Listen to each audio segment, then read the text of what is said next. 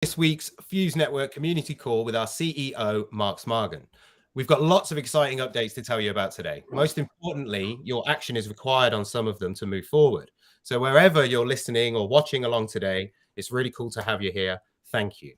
So you're here with me, Ian Kane, and as I mentioned, CEO of Fuse, Mark Smargon. The date is Thursday, 28th of July, and you're listening to us, and this is the Fuse Network community call. I hope everyone's doing really cool out there this week. The little July rally that we had appears to have slightly fizzled out. But as I always say, markets move in cycles, not everlasting ups. Brush yourself off. We go again. So just a reminder that we're recording this session for later digestion. So a lot of the topics we'll talk about today, people need to unpack them in their own time and at their own pace. So straight after this has happened, we'll have that video up onto YouTube and you can go there and unpack it if you need to. So just head to the Fuse Network YouTube channel. So firstly, this is an AMA. The topics that we're discussing are fairly straightforward, so we're going to kind of go through them pretty fast. We haven't got a whole bunch of questions, but we've got a few, so we'll outline what they are as well. Still, if you're in the audience today and you've got questions, the best way to do that is to ping me on Telegram. I'm going to put up the thing now. There you go. So if you just send a message into there, I'll receive it. I'll ask Mark, no problems. All right. So why are we here today? In a nutshell, we have some big changes proposed for Fuse Network. So we have the CEO here to go through it all and tell you everything you need to know. The new round of proposed Q3 changes follows on from last year's upgrades, which introduced 10 Fuse improvement proposals, which are called FIPs. So that's what I'll mean when I say FIP 12, 13, and etc. So that work then optimized how the network processes transactions and stores data. And as a result of the recent work from the network contributions, we've got 4 significant network enhancements that are proposed for Q3 2022.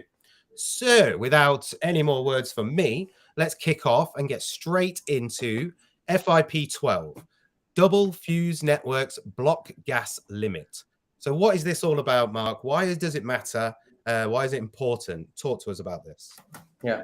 So Fuse is a public blockchain meant to be a Visa alternative. So our playbook, we can say that we kind of differentiate ourselves from other projects by pointing out what are we replacing in the real economy. So it's not really about building the fastest blockchain. It's about what do we want to replace. We want to replace Visa or Stripe. We want to look at this value chain, and right now, definitely centralized solutions are faster and potentially also cheaper. What we're looking at is how this technology can be used to basically not only offer something a little bit better than Visa, but how, like usually when you offer like incremental changes, nobody switching to your solution. You really need to give like a big USP, like a big value proposition that would be much better than Visa, or not even in the same ballgame. So with that exposition, this is really a first step. There's a lot of techniques that we can do already today that increase our capacity substantially, 10 times faster than Ethereum even. It's still not the end game, but it's something we can do tomorrow morning. Optimizations, on-chain scalability, being able to basically optimize it. That's something we can get almost for free. One vote and our network can double its throughput. The second thing we want to do after that is really look into things that are a bit more experimental, because this space is not about who's the fastest. It's also about what is the fastest technology that everybody picked as the standard, and we're not there yet. So with that exposition, FIP12 is the simple optimizations we can already do. And this would bring us to about 200 TPS, transactions per second. More than really, I believe this is definitely something that can provide more than enough capacity or throughput for our current stage. And yeah, that's I think a very low hanging fruit for the network. Yeah, it makes a lot of sense. Like just listening to, I mean, I've read through it and listening to you speak about it. It's in a nutshell, it's kind of future, making sure that operations are secure and safe and able now to scale, but looking at the future more closely and making sure, like you rightly said, if you're going to come with a competitive product, you kind of need to blow people out of the water, right? Not just come with a little upgrade. You won't come and say, "Oh, I'm like 5% cheaper than Visa." You won't Exactly. beat Visa at the run game. That's not how it works. No, I get it. I get it. All right, cool. So we don't have any direct questions about the proposal. The community, as far as I see so far, is in full support. Lots of comments saying, yep, cool, I support this. One community member raised a concern. So I just wanted to put this out there and then maybe you can just comment on that. So I saw there's been some testing, but I'm explicitly suggesting testing the network by creating blocks with the highest possible propagation times allowable with 20 million gas and doing so for long periods, maybe 100 plus blocks in a row, like simulating an attack on the network. So I'm not sure if you're doing that, but this person's basically just kind of asking about what testing are you doing at the moment? How, can you talk to us a little bit about that? So our basically how the way blockchains work, you need a fee that is high enough to prevent spam and low enough to be competitive. That's a totally separate question than the throughput or TPS. The TPS is something that I believe needs to be in the north of 10,000 for 5 to 10,000 transactions per second, which is currently the throughput of the financial system of Visa. And I don't think there's too many centralized systems that can work faster than that. So if we can create a blockchain that can top that, we definitely won't hear any more blockchain is slow type of discussions. So and that's an effort that there's a lot of trade-offs, there's a lot of compromise. There's no let's just all use this L2 or that L2 and we're saved. The technology usually is an ugly thing. It's not sexy. When it starts to be like used, it stops being sexy. So really the way that we look at this is on-chain scaling and off-chain scaling, because we're not religious about the technology. It's not like Solana, they have this approach that everything needs to be on-chain. We're not religious about everything has to be on-chain. We're really looking at our business case, and we're looking to find a way to understand what needs to go on-chain and what needs to go off-chain. So this is why in our testing, we're not testing really, how do we prevent spamming on the network? It's pretty clear that there's a whole different FIP that deals with that. Our testing is purely around our use case. What type of transactions we need to optimize? For our use case, it's about people going and buying milk at the grocery store. It's about people buying coffee in a coffee shop. Those are simple transfers. There's a way to optimize simple transfers dramatically. There's no reason to check long latency transactions and big blocks. The main thing that we need to optimize is a simple transfer. Sorry that every simple question begins like a long story, but I think it's important to explain.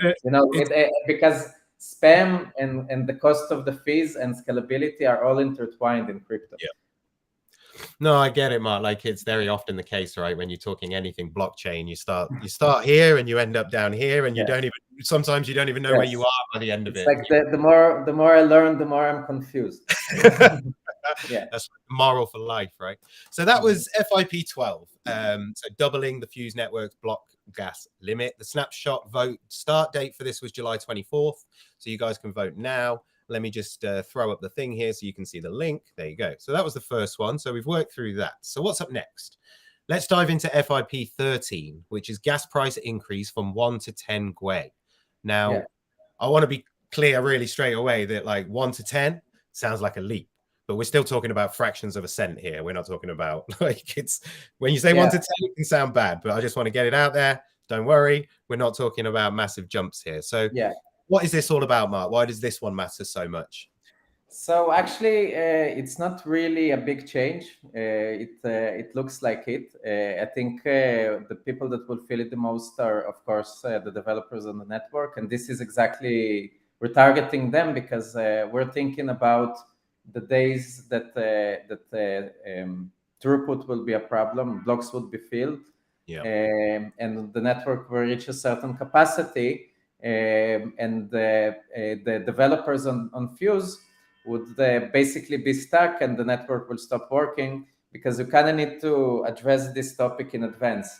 You can't have a really low cost to the network transactions and not having things breaking down when there's like spikes. What I mean by that, I want the developers to know that that the fees are flexible, and when they're hard coded in the code, and suddenly there's a big rush or influx of users, nobody's going to go and fix the code in real time. So really, this idea that fees are flexible, they can go up, they can go down. In a network, they're priced according to there's an actual fee market. This is what we want to create. So it's not. It doesn't make sense for us to be 1,000 times cheaper than the cheapest blockchain. Until now, it gave us a little bit of traction, but we see that most of the activity on Fuse is actual people, actual users. The fact that it's cheap also creates like low cost to spamming it. So the first thing we want to do is optimize a little bit the block space, start talking with developers about a differential or dynamic fee. It's not going to be a fixed fee of a cent, because let's say in the public blockchains, the block space, the fee market or the high cost of transaction is a feature, not a bug. You want to have a block space auction. You want people to price highly your block space, because it's always going to be a scarce commodity. You know how much data I can actually put in there. And it's clear that we need to have this on Fuse. I can talk about it a little bit more, but in a nutshell, we're still by far one of the cheapest blockchains, even after increasing it by 10 times. And I don't believe it will stop our growth. On the vice versa, it will increase the income to our validators by 10 times. And we're speaking with our big stakeholders. They don't mind to pay more Fuse to cover those transaction costs, because it's still very, very low costs. If you look at L2s today, they're very much more expensive than Fuse. Even the big ones, you have like several dollars sometimes per transaction. So that's your thing.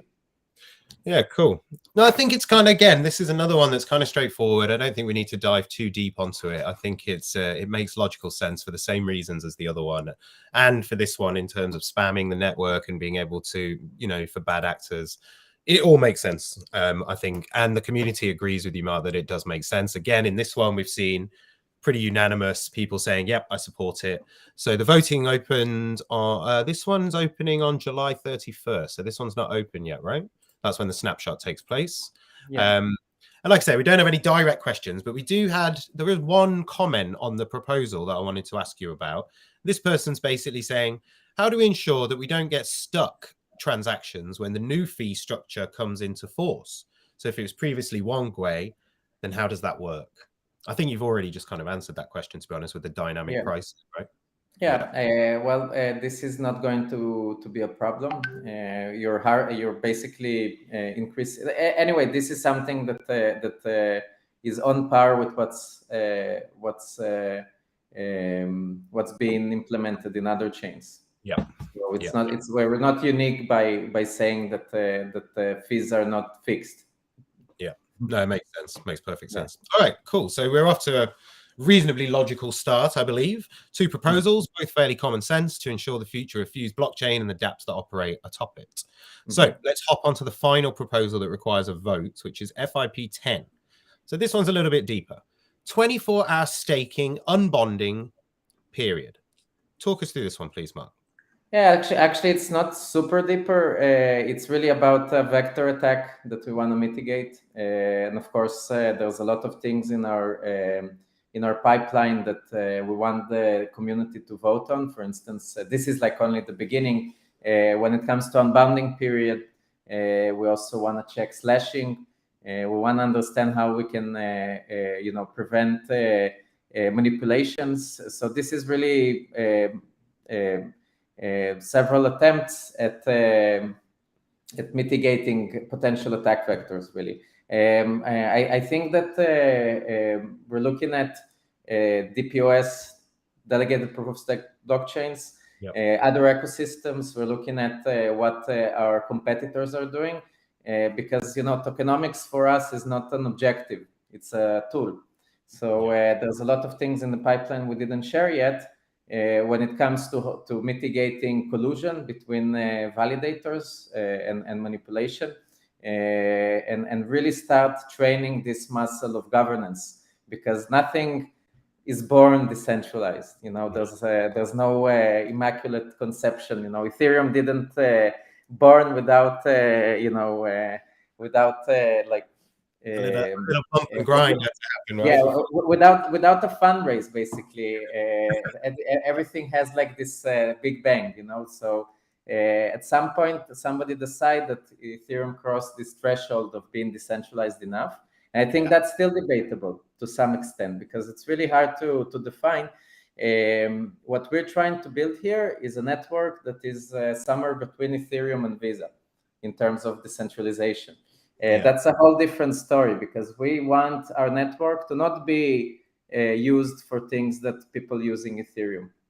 It's a different use case. On Ethereum, you're doing stuff that require a total censorship resistance. I don't see this for Fuse. I don't see a need to have as decentralized to be as censorship resistant as Ethereum. On the other hand, I don't see anonymity as being such a big topic on Fuse as it is on Ethereum. So you really can see like different flavors, and our governance needs to support it. So this is how we built this muscle of interacting with our users, with the voters. Basically, economic majority. Anyone that holds Fuse can participate and have a vote, and have an influence. And those questions of how do we, mitigate attack vectors and building the network, we don't want to do it with ourselves. Somebody's sitting in a room and drawing stuff on their board. I think so far we didn't do too much voting. From now on, this is something we're going to prioritize. So after the unbounding period, we're going to have a lot more of those proposals of how to mitigate attack vectors. Okay. I mean, just to so that was the third proposal, and the forum. It's not on the forum yet, this proposal. I believe this one starts on the 6th of August, the voting for this one, the snapshot. So that's just over a week away now for that one. So I'll put the link up for you guys that are watching so that you can see where you can get to. So if you head over to the forum, you can find all of the proposals there, and you can dive in and read them and go through in your own time. But yeah, I just wanted to touch on something, Mark, before we jump into the final one, which is not a proposal, it's just another upgrade. And you've said a couple of times now about the use of the Fuse network, the Fuse blockchain is being used for something different as what we see with other networks. And I think it's becoming more and more apparent to me, actually, and it should be to the community, that we are kind of setting up differently over here at Fuse, right? Like you say, we're trying to go head to head with world-renowned payment providers, and just putting a simple upgrade on a blockchain is not going to get us there, right? Do you want to I just want to be really clear for the people that are listening and people that watch this back about what Fuse Network, what's our mission all about for the foreseeable. We talk about Visa a lot. What's the big picture here, Mark? Like, just why are these proposals important, and why will they add to that bigger picture? So the bigger picture is that technology is interesting, but the fact that there's a lot of discussions about it just means that nobody really, it's not mature enough. It's still speculative. Technology doesn't need to be speculative. We're saying there is a technology that can create a new business model for payments, something that the world, in our opinion, needs very badly. Because you have a big problem between legacy technologies technologies in different countries. Within those countries, technologies where you have like inability to integrate them because of regulatory blockers. For instance, the cash system doesn't connect to the credit card system, which doesn't connect to the ACH system or to the banking system.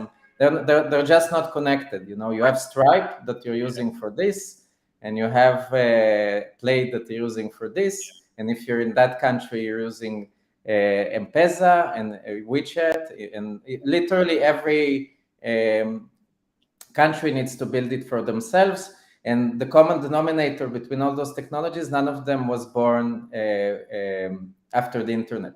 So it's literally decades of legacy that we need to replace.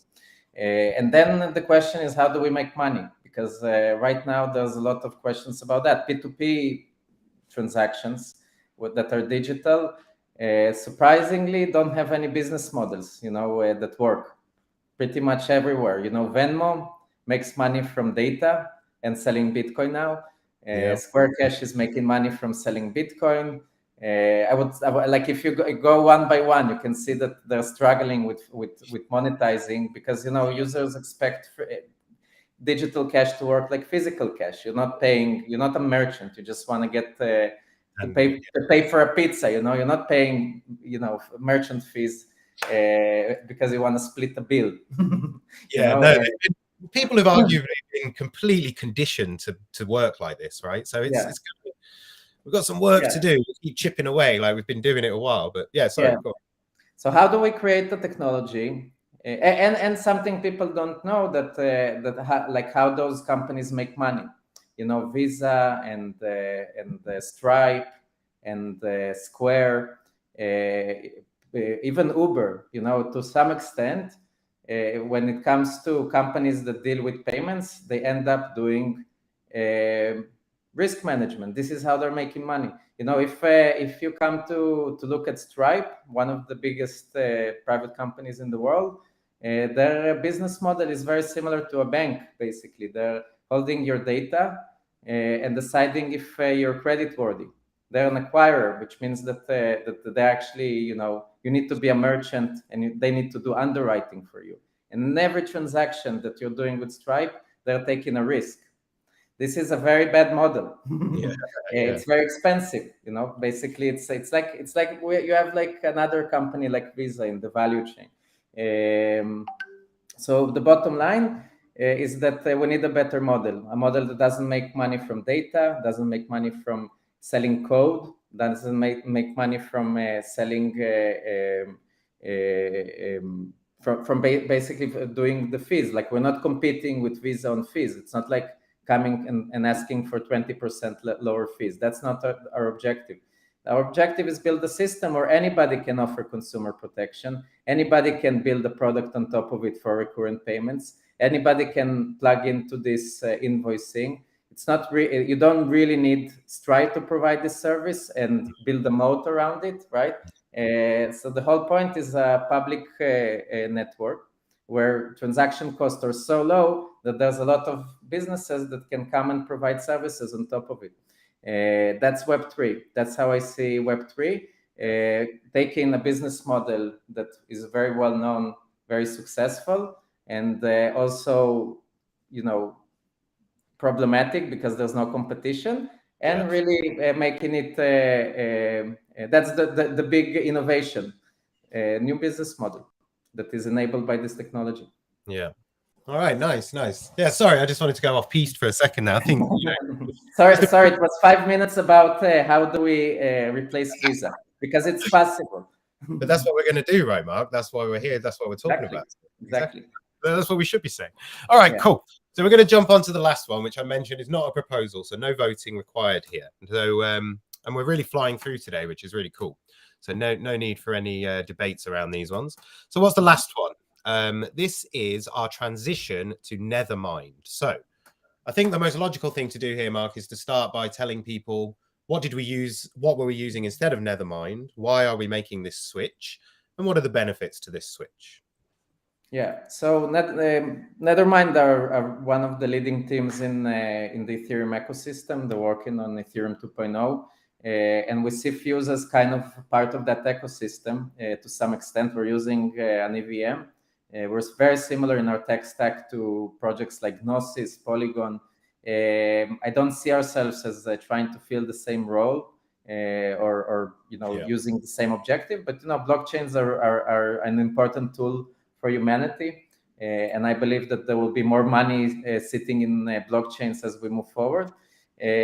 But you still need to understand that this is about a distribution platform that is standard and used by billions of people in the future. So naturally, you need to be part of the Ethereum ecosystem. You need to tap into those standards. It's not like you can build your own proprietary protocol and all humanity is going to use it tomorrow morning.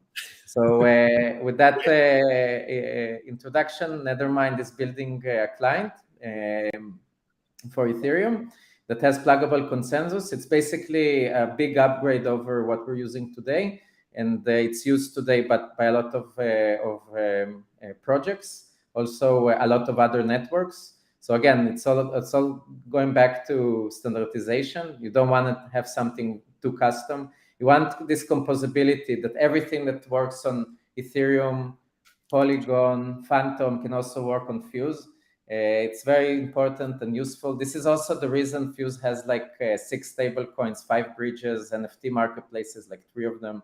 The fact that you can bring tools across different chains, it's all because your compatibility with other networks. So at the beginning, when we started Fuse, we really used Parity a lot, but Parity, as you know, is part of Polkadot, and Polkadot stopped supporting Ethereum. They moved to their own thing. Then we moved to Open Ethereum, which was nice, but not really, backed by a strong team. Nethermind, on the other hand, are a great partner and allows us to not only give a lot more tools for our validators, really things like MEV, miner extracted value, and you have tools for L2s. There's a lot of plugins that you can integrate already and start, experimenting with L2s. Pluggable consensus. I can go on and on and on, but the bottom line is that this is a partnership that can scale Fuse and make a node rollout much simpler, make validation work much easier. There's more tools. So the bottom line, it's really good news. And I would say that I want to keep you with a little teaser, like those things that we're speaking about with Nethermind and those FIPS. We're about to roll them out. There's a lot of interesting things in the pipeline that we're preparing. I don't want to spoil the surprise. Come really, on. the big announcement is really the Fuse V2 that we're planning, because moving to a better infrastructure also opens up so many possibilities around oracles, around storage, around identity, around L2 scalability. So we see the validator's role not only providing security services. That's not all they're doing. There's a use case here, a specific vertical, and everything that has to do with decentralization, we're using our validators. When it comes to identity, storage, oracles, bridging, all those different topics require validators. So stay tuned in the next months. The discussion is going to be really how those improvements help us, get there. Nice. To Fuse V2. So it's really all about scalability, about pushing the network forward and making a kind of a more attractive place for decentralized applications as well, right? Like a better place for them to find tooling, a place where they can port across, like you said, from networks like Polygon and come and set up. I beg to differ. I think that we're not really looking. I'm less interested. I'm interested in partnering with crypto projects, but I think the real value proposition is that most developers, 99% of them, if you go to the average developer, they would not know what to do with the blockchain. You will give them an RPC node, they wouldn't understand how to use it.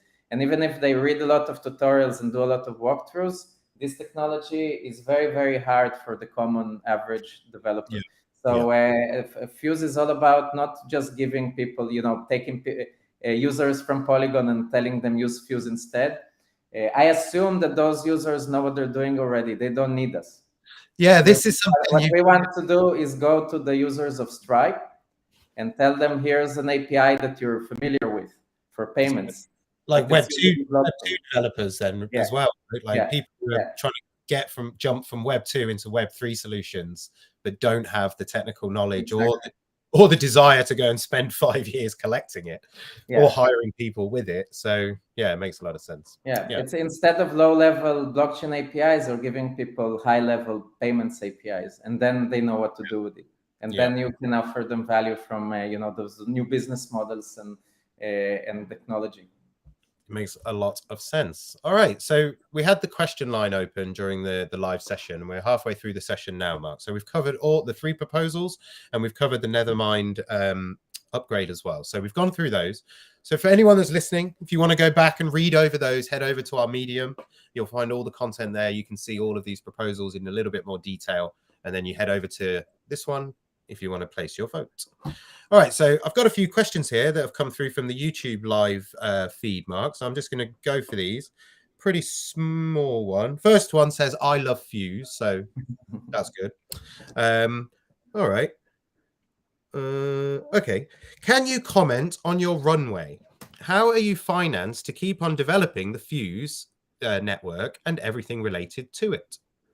Great question. So we raised funds and we have money for 2 years. The nice asterisk is that we didn't raise for one company. We raised for Voltage, we raised for the Fuse Labs here in Israel, and we raised for the foundation.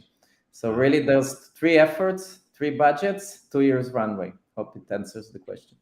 Nice. No, it's perfect. It's perfect. It's a question that keeps popping recently with the scenario that we're in, right? A lot of people are thinking the worst, I guess. So good question. Good question. Thank you. I want to reiterate, like there's 3 teams working on the network, on Charge and Voltage, and they have runway for 2 years. And I think it's important to know that.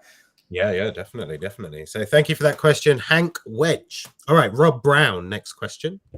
How green is the Fuse network? Do nodes require expensive hardware? Yes, and it's a very popular topic. I think one of the things that we're going to do in the next few months is talk a bit more about the environment. I think it bothers people, and it's important to say that DPoS or POS is not bad for the environment as POW, as proof of work. And if you look at it from like a really, really abstract point of view, with proof of work, you're buying machines that are bad for the environment. So proof of work is also kind of proof of stake, but with proof of stake, there's no machines in the equation. You remove them really from the equation. I think people will find out that blockchains are several orders of magnitude more efficient and less bad for the environment than the banking system. So that's my comment on that topic. No, that's the perfect comment, Mark. I think, to be honest with you, over the last year, what have we had? There's 2 things I see here. You've got business that are being leaned on to be more efficient and more sustainable. And here's the thing for you. One of the most searched questions on Google at the moment, a breakout, is to do with the efficiency of blockchain. And basically businesses are searching, can blockchain help me meet my sustainability goals? That's what they're looking for on Google. So it seems to be a little trend emerging. I think people are forgetting something, that the inefficiencies of the banking system, they employ a value chain of companies. Because you have problems with security, you need fraud detection. Because you have a problem with, you're looking at a specific problem like settlement. For instance, when you're buying a stock, there's T+3 days to take to settle. So that, for instance, those 3 days, there's like a lot of companies that are existing only to deal with that 3 days of settlement time. They're working on underwriting and lending and risk management, and when your money is going through the system, whether it's through SWIFT or through correspondent banking, That's the inefficiency. Remittance, for instance, Right. yeah, just like a simple, very, very nice example I like to give, that in crypto, you don't need settlement time because the trade is the settlement. So there's no like risk management or necessarily something risky that happens in the between the settlement times. And you don't have remittances because blockchains don't know borders. So here's two whole industries that are just wiped out. They don't have any business in crypto. You don't need remittance in the crypto business if you think about it. If you have local ramps, that's all you need. If you have global coverage, that's it. There's no the reason that blockchains would be different across borders, work differently. The logic seems to stick. It's always for the last sort of 5-6 years for me, when I've always been more interested in the real world use case of blockchain for payments and for kind of, like paying for your coffee in stable coins. I want to do it. Like I really want to. And it's really annoying that you can't do it. I think we're getting to that point where we're starting to evolve and people are understanding that it is a possibility. But really good point that you made there. It's not just about, you've got a bank and their inefficiencies, and then you've probably got 30 more companies lined up behind it, ready to be inefficient in their own way.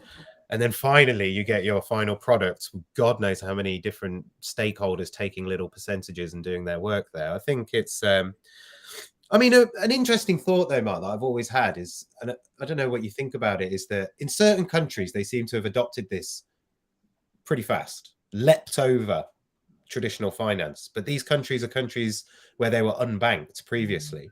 And then in countries like, I don't know, America, the UK, let's call them the more developed nations, there doesn't seem to be a resistance from the population. There seems to be like an overall resistance to change.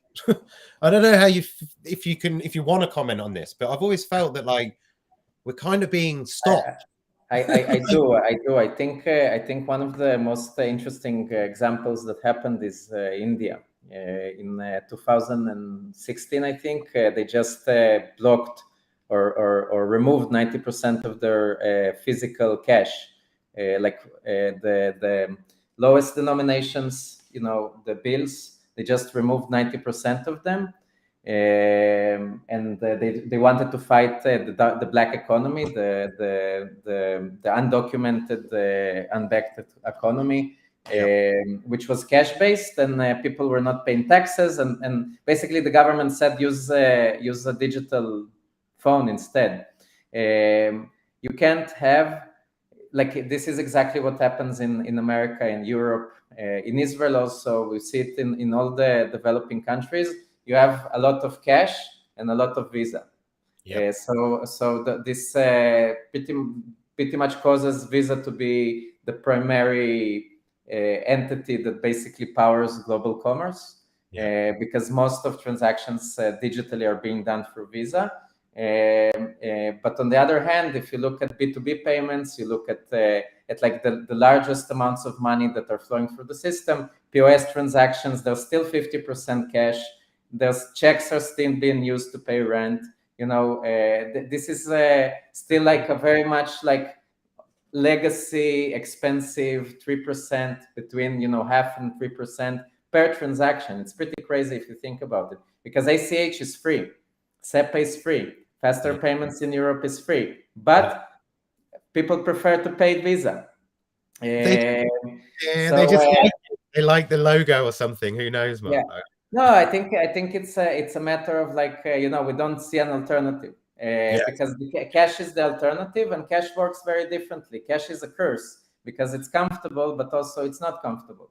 It causes a lot of there's a lot of problems, and the common thing I can say about a lot of them, it's really technology, because in Africa they don't have this problem.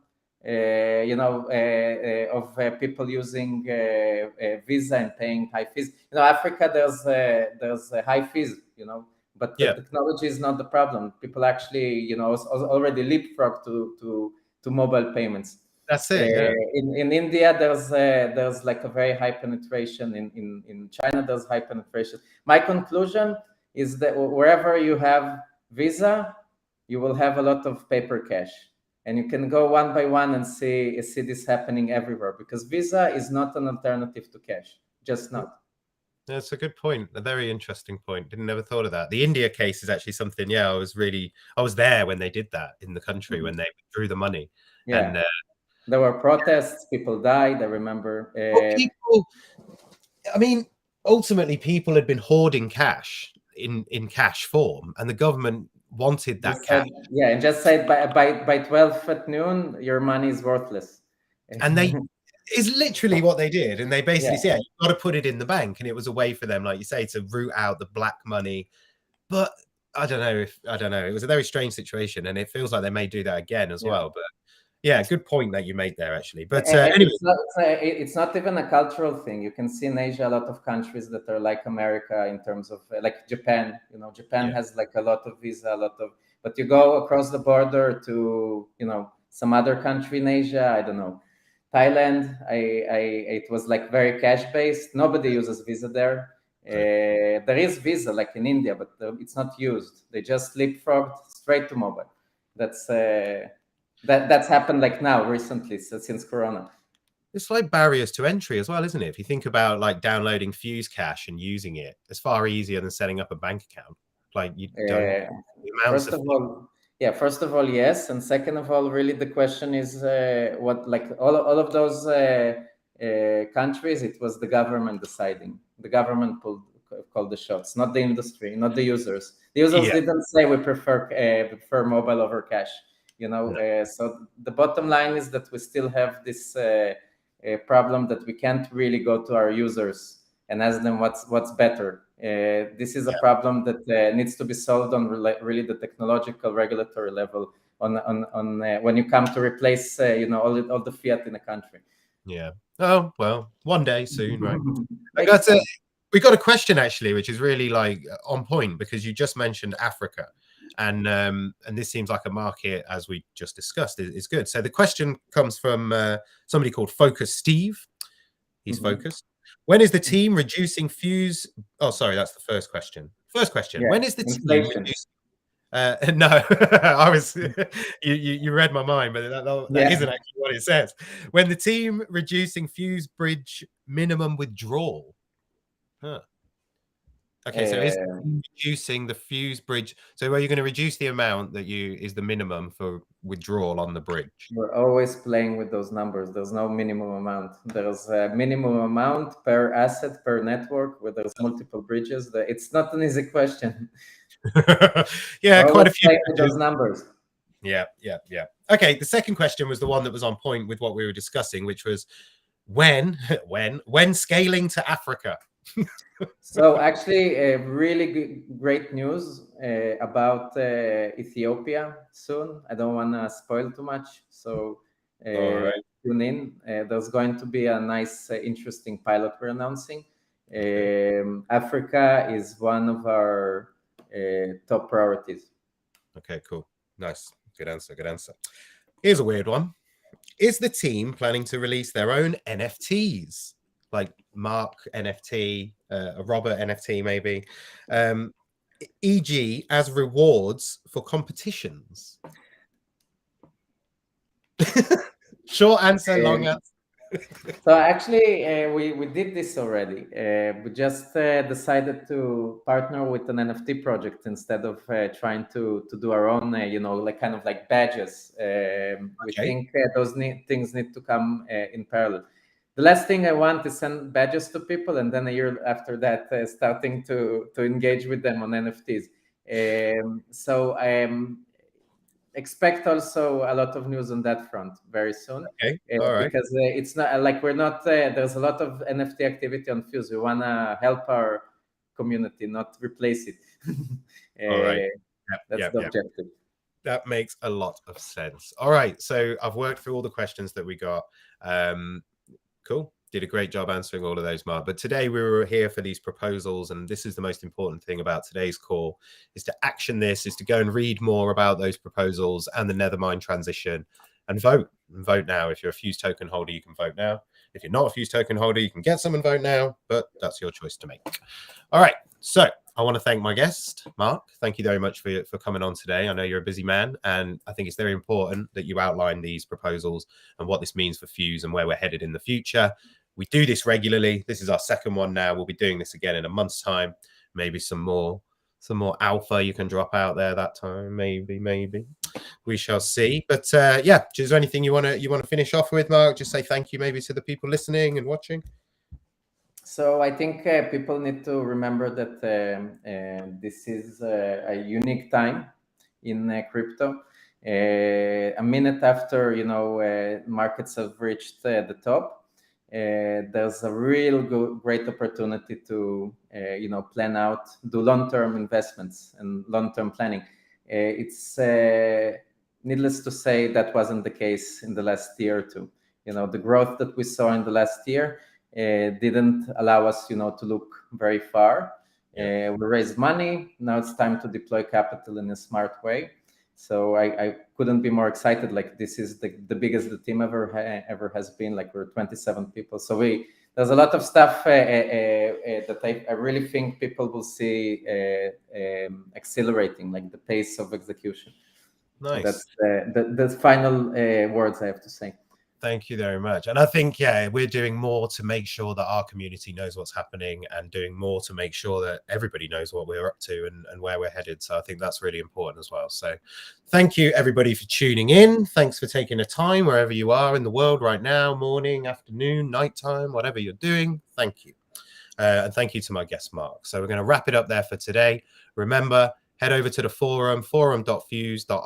That's where you do your votes. And if you've got any questions, hit us on Twitter, Discord, or you can hit me on my question line, my live question line, which is this one.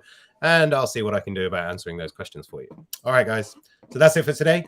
Thank you all for watching. Take care. Bye-bye.